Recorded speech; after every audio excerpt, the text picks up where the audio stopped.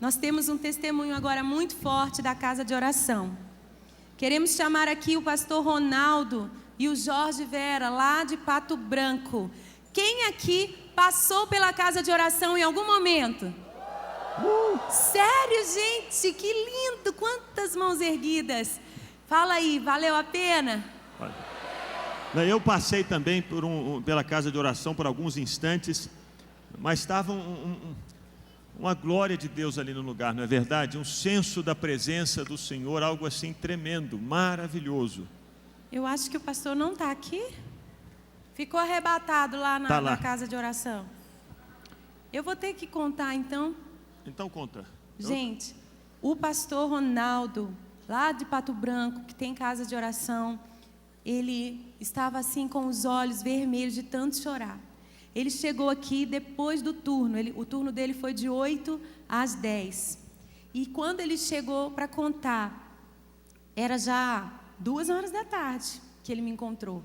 Ele estava assim emocionadíssimo, dizendo que enquanto eles ministravam, e ele estava liderando a intercessão, com a adoração com a palavra, e a equipe que estava tocando era de 3 igrejas diferentes de Belo Horizonte.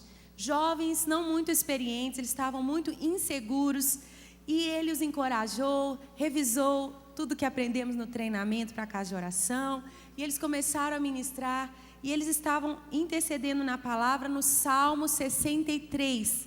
Diga assim: a minha alma tem sede, como terra seca, anseia pela chuva. E eles iam cantando essas frases, iam desenvolvendo a meditação em cima desses versículos, desse tema do Salmo 63. E os jovenzinhos estavam cantando: minha alma está desesperada por ti, ansiando e tal. Nisso entrou um homem e foi direto nele, porque ele estava como líder de intercessão, no microfone à frente assim. E esse homem entrou com os colares estranhos. Quem estava de manhã vai entender. O mesmo espírito que estava aqui agia lá. Esse homem chegou para ele e falou: estou desesperado. E os meninos cantando: estou desesperado por ti, como terra seca. E ele falou assim: eu acabei de sair do centro de Umbanda que eu frequento, e eu senti que eu tinha que vir aqui. Eu não quero mais essa vida. Eu quero Jesus. Mas tem que ser agora. Mas tem que ser agora. E ele arrancou os colares e falou: eu quero agora, eu quero agora. Irmãos, o mesmo que o missionário Neto disse da sua conversão.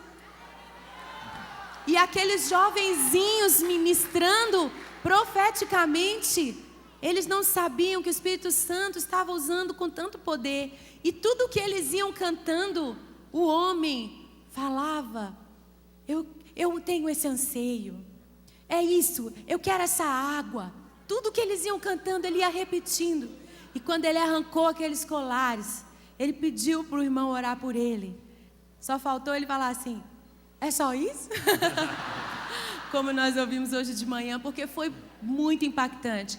E ele chorava, chorava, chorava, chorava, chorava, chorava, chorava, chorava. E eu quero dizer que nós não temos noção, a dimensão do que a casa de oração vai fazer, atraindo o céu à terra, trazendo as pessoas perdidas, sendo atraídas à presença de Jesus, sem ninguém chamar. A presença do Senhor atrai as pessoas, elas estão desesperadas. E você às vezes pode se sentir inexperiente, tem pouco recurso, somos poucos. O pastor Elcio do IHOP nos incentivou. Você pode começar. Às vezes, uma reunião de oração por semana são 2 horas, é um turno. Você e mais 2, 3 pessoas, um violãozinho que a irmã acabou de ganhar, um ora a palavra, os outros cantam espontaneamente, adorando em línguas e proclamando a palavra. Vocês vão crescer, vocês vão atrair mais pessoas, vocês vão conseguir mais horas, mais turnos sendo preenchidos. E nós profetizamos, já cremos, já vimos. A casa de oração está estabelecida na nação brasileira, céu na terra, Unimos o céu à terra em nome de Jesus. Amém. Amém.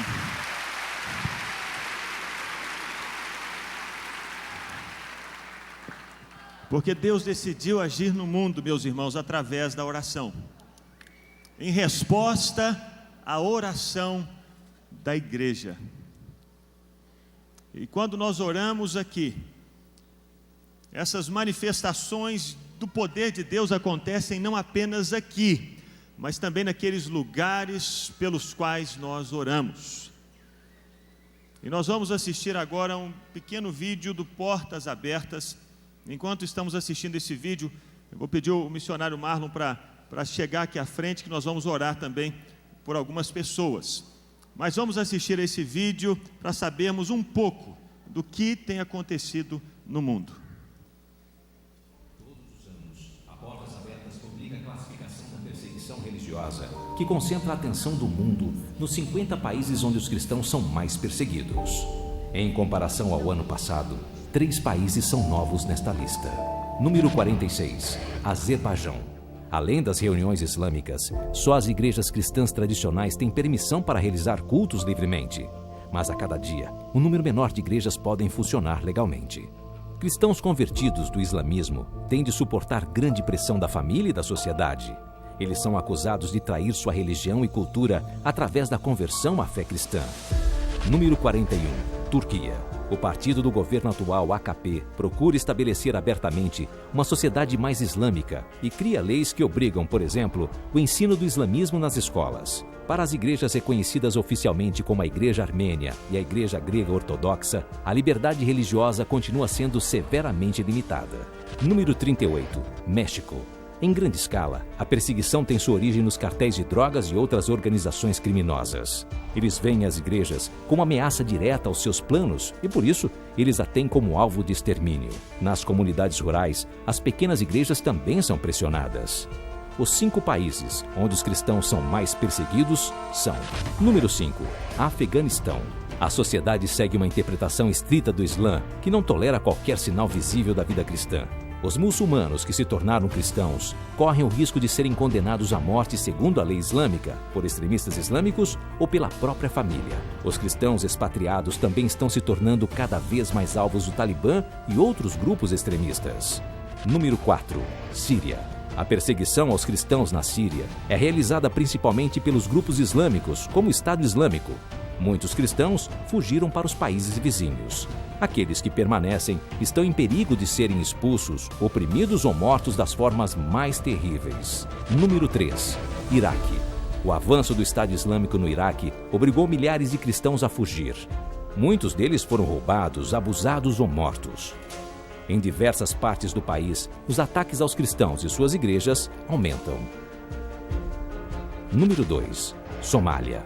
Líderes religiosos islâmicos declaram abertamente que o país precisa se manter fiel ao islamismo e que não há lugar para os cristãos na Somália. O grupo islâmico Al-Shabaab declarou em público que quer a Somália livre dos cristãos e não cessa de persegui-los. Os cristãos que forem descobertos fatalmente perderão sua vida. Há mais de 13 anos, a Coreia do Norte permanece como o primeiro país na classificação da perseguição religiosa. Dezenas de milhares de cristãos estão em campos de prisioneiros. Brutalmente torturados, eles estão subjugados ao trabalho forçado. Ser descoberto como cristão na Coreia do Norte é praticamente o mesmo que receber uma sentença de morte. Você pode encontrar mais detalhes sobre os cristãos perseguidos na classificação da perseguição religiosa 2015 e saber como apoiá-los e servi-los em nosso site www.portasabertas.org.br. Bem, meus irmãos, essa é uma triste realidade do mundo e no mundo onde nós vivemos. E o Brasil é um dos países que se abriu para receber refugiados da guerra na Síria. E bendito seja o nome do Senhor pelas oportunidades que nós como igreja temos de receber esses irmãos. Gustavo, me lembrei da missionária Margareta, que veio da Indonésia, e ela disse que a casa dela foi incendiada, ela viveu perdas terríveis Indonésia por causa da perseguição.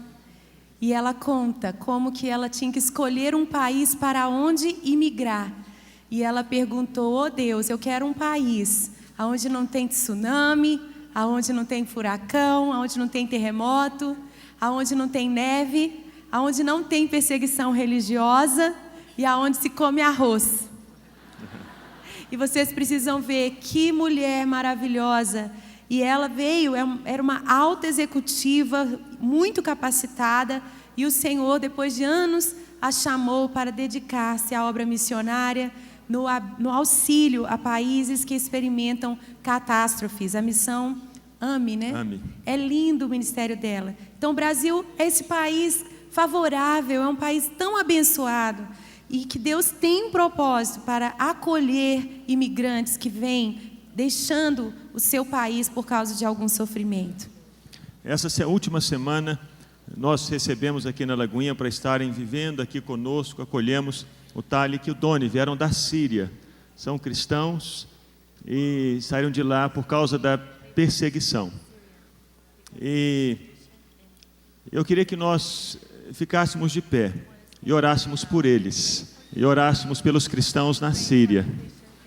Então eu queria que você levantasse as suas mãos. Queria chamar o pastor João Osmar, se estiver aí, o pastor Piva, para orarmos juntos agora no nome de Jesus, pelos cristãos que têm sofrido perseguição em tantas partes do planeta. E que também oremos pela adaptação deles aqui. Eles ainda não falam português, falam árabe, e tudo para eles é novo aqui. Então, essa adaptação não é fácil e precisamos orar para que eles consigam se adaptar bem na nossa terra, no nosso Brasil. Que estejamos de braços abertos para acolher os nossos irmãos que Deus está trazendo para estarem conosco na nossa terra. Então, estenda as suas mãos e nós vamos orar juntos.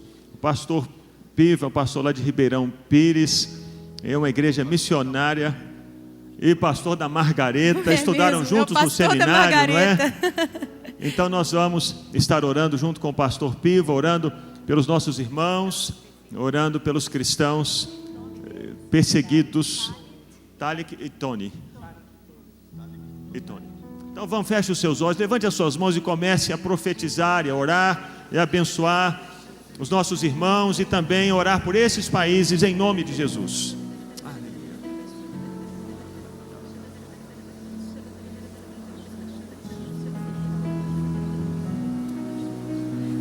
Eu sinto que nós podíamos ter alguns jovens vindo aqui e pôr as mãos sobre eles, impor as mãos sobre os seus você pés. Você que é jovem, que sentiu isso no coração, venha dar um abraço neles, impor as mãos sobre eles. Alguns rapazes, venham, pode vir. Ministrar sobre a vida deles, abençoando-os. E depois, se você tiver uma oferta específica para eles, pode trazer também. Eles precisam qualquer ajuda que o Senhor colocar no seu coração. Aleluia. Ok, já está ótimo, já temos bastante amor aqui em cima. Com as mãos estendidas, ore abençoando, como se fosse seus irmãos, seus filhos que tiveram que fugir e sair de casa por causa da perseguição.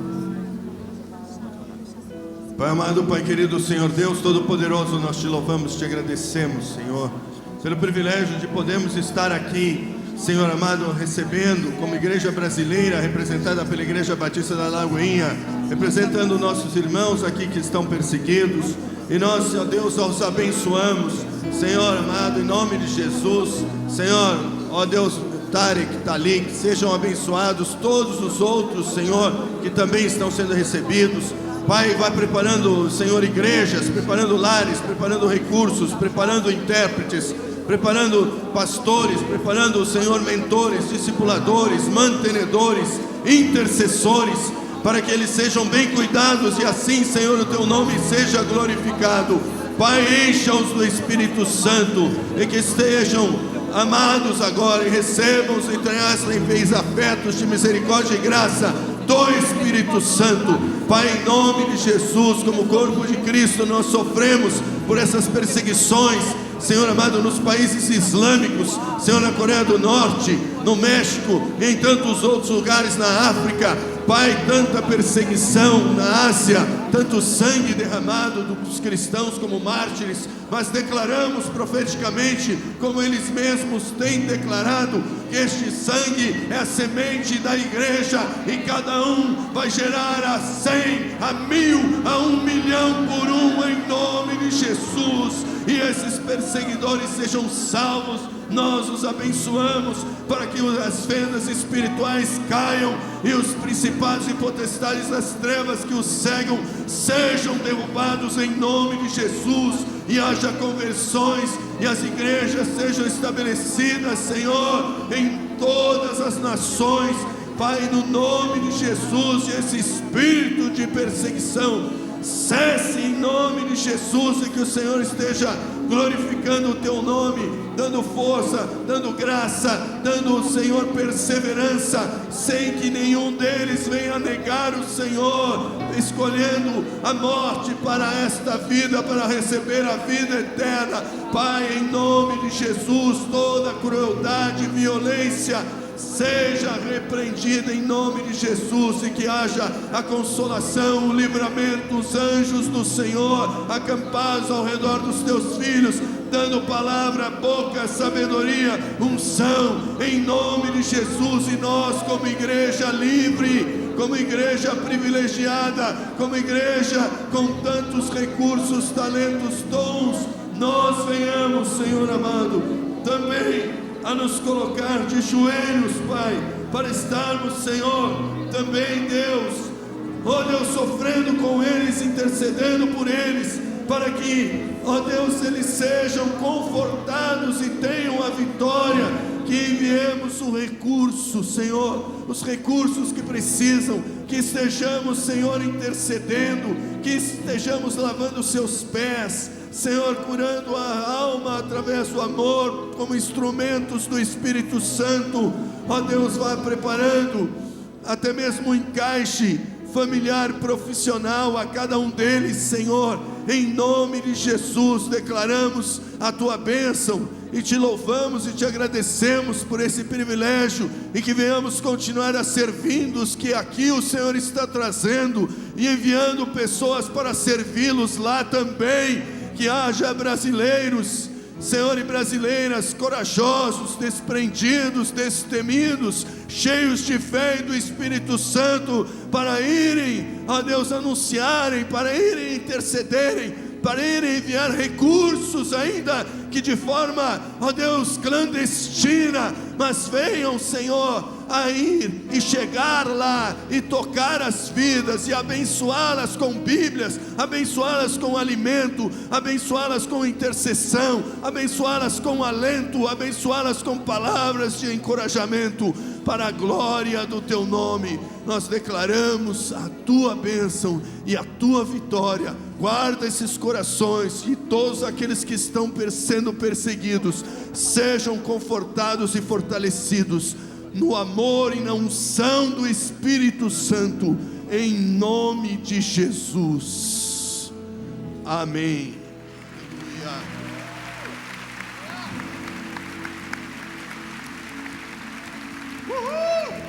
Vamos aplaudi-los. Aleluia, Jesus.